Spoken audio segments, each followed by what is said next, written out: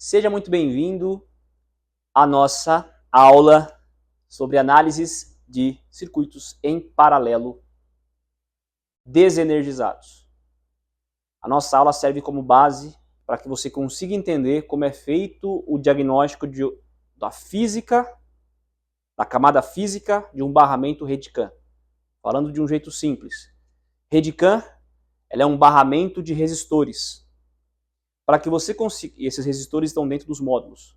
Para que você consiga analisar o barramento CAM, você precisa dominar a análise de resistências. A aula de hoje serve como base, então, para a Redcam. E o tema é análise de circuitos em paralelo desenergizados.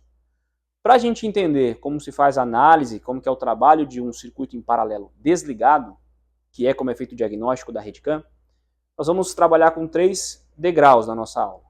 Primeiro degrau, eu vou te lembrar o que é um circuito paralelo.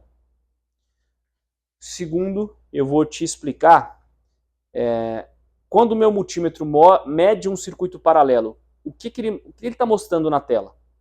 Que critério ele usa para mostrar aquele valor na tela? Tem novidades aqui, isso é diferente do tradicional.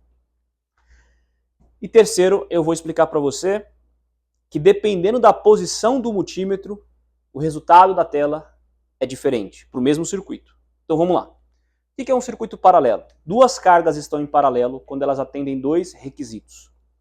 Ou cargas estão em paralelo quando atendem 2 requisitos. Primeiro requisito, as cargas têm 2 terminais, uma lâmpada, um motor, uma resistência, etc. Um falante.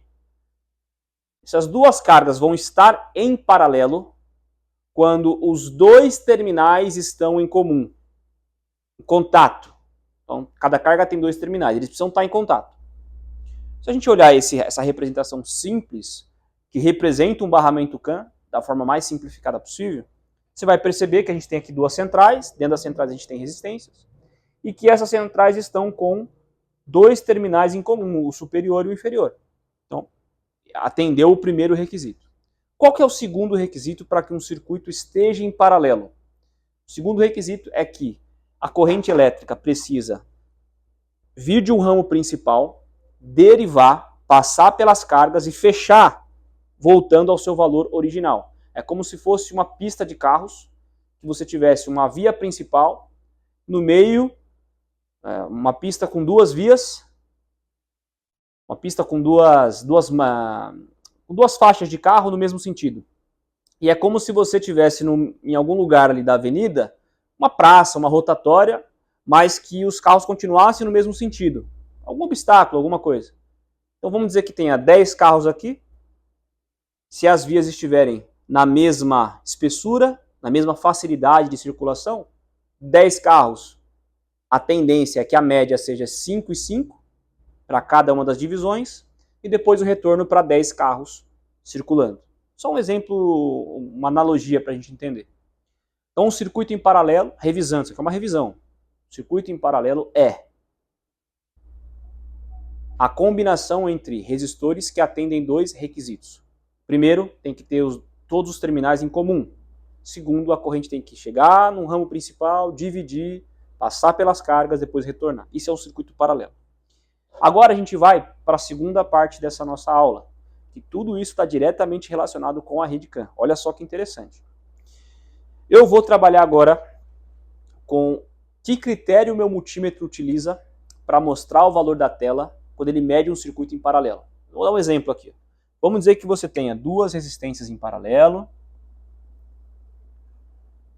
e que essas resistências elas tenham o valor ali de, ao invés de puxar daqui do meio, eu vou puxar daqui, mas tanto faz, tá?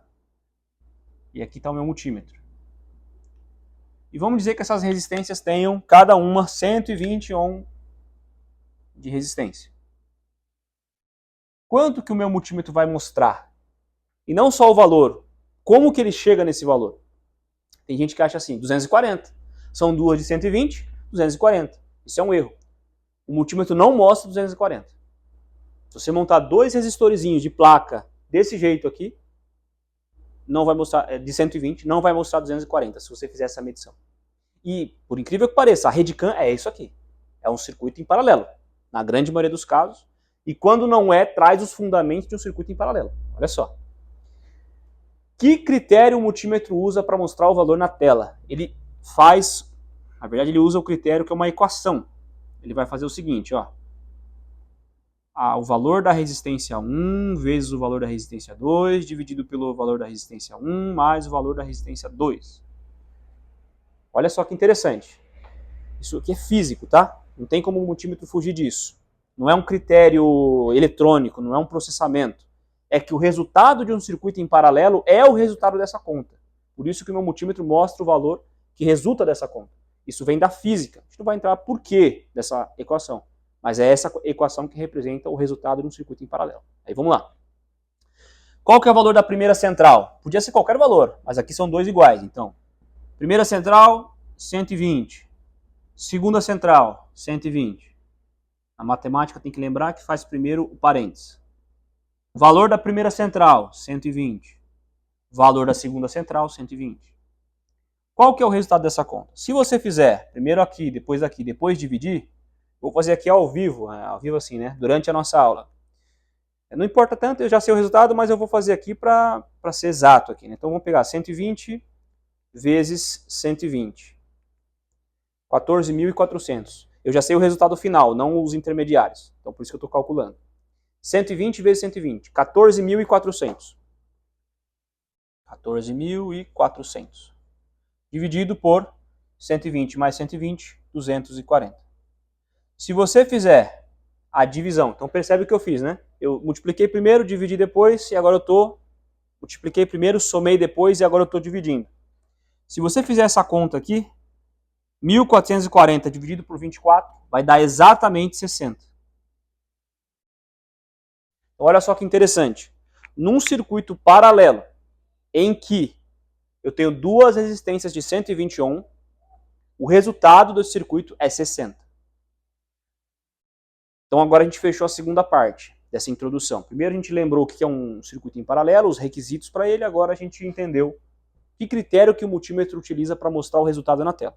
Agora a gente vai para uma terceira etapa, que é o posicionamento do multímetro nesse circuito em paralelo vai alterar o resultado mostrado. Por quê? Porque o multímetro, quando ele vai medir a resistência, ele alimenta por uma ponta dele e recebe pela outra. Ele se transforma numa fonte. Então o multímetro é quem vai direcionar por onde que a corrente vai chegar e por onde que a corrente vai voltar para ele. Dependendo onde você colocar, você pode influenciar o resultado dele. Vamos lá, ó. Vou pegar aqui mais uma vez um circuito em paralelo.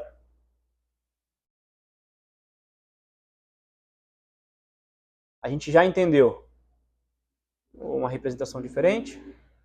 Já entendeu que quando o multímetro é instalado aqui, ou seja, daqui para cá, qualquer uma dessas regiões, se fosse duas de 120 vai mostrar 60, e normalmente é metade, né? Com duas iguais é metade o resultado. Mas e se eu pegasse o meu multímetro e colocasse ele aqui, ó? Olha só que interessante.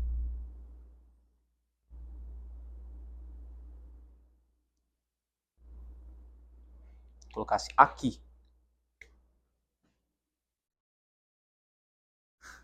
Que valor que o meu multímetro vai mostrar e por quê?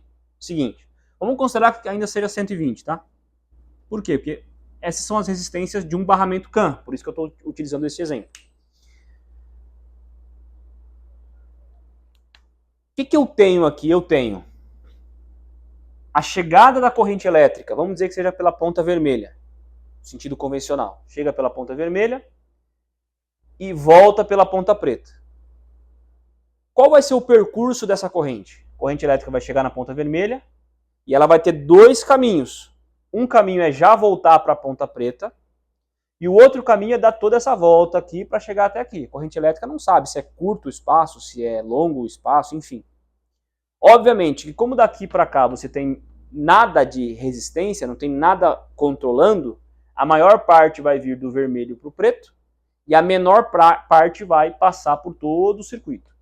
Aqui nós temos um circuito em série dessas duas resistências, lembra lá dos circuitos em série? Então eu tenho aqui 240 paralelo com zero. Olha só que interessante. Esses dois resistores não fazem, pelo posicionamento do multímetro, não fazem aquele trabalho de abertura, como foi feito aqui. A corrente elétrica está circulando primeiro em um, depois no outro. Isso resulta, entre as resistências, num valor de 240. Porém, o meu cabo direto também tem resistência, e é zero. E por que esse zero está em paralelo com os dois outros resistores? Porque a minha corrente elétrica chegou num ponto, se dividiu, aqui tem um de 240 e aqui tem de zero. Passou pelas resistências e fechou. Então ela chegou no ponto vermelho, passou tanto por essas duas e retornou, como passou por esse cabinho aqui e retornou. Ela fez aquela abertura e o fechamento. Qual que é o resultado de 240 vezes zero, dividido por 240 mais zero? O zero seria o valor da resistência do cabo. O resultado dessa conta é zero. Então, o que eu quero enfatizar nesse ponto? Porque depois a gente vai vir exatamente com a análise do barramento CAN, com a estratégia, né, o passo a passo do diagnóstico. Eu quero enfatizar o seguinte, que dependendo onde você colocar o multímetro, ele vai alterar se o circuito está em série ou paralelo e, portanto, ele vai alterar o valor mostrado pela tela, porque ele está fazendo aquela conta, ele está respeitando aquela equação física. Então aqui ele mostraria 0, 1. Okay? Revisando a nossa aula, primeira parte, o que é um circuito em paralelo? Dois requisitos, duas cargas estão em paralelo quando os dois terminais estão em contato e a corrente elétrica tem o ramo principal, divide, fecha e continua. É um circuito em paralelo. Depois, que critério o multímetro utiliza para colocar o resultado da medição de um circuito em paralelo? Ele utiliza esta equação. O resistor mostrado na tela, o resistor total, é igual à multiplicação dos dois dividido pela soma dos dois. No caso, quando a gente tem dois resistores 120, que são resistores presentes em alguns barramentos, 120 vezes 120 dividido por 120 mais 120 vai dar 60 ohm. E por último, eu demonstrei para você por que o posicionamento do multímetro num circuito em paralelo vai alterar o que você observa da rede CAN. Agora vamos continuar a nossa formação. Pode seguir para o próximo conteúdo.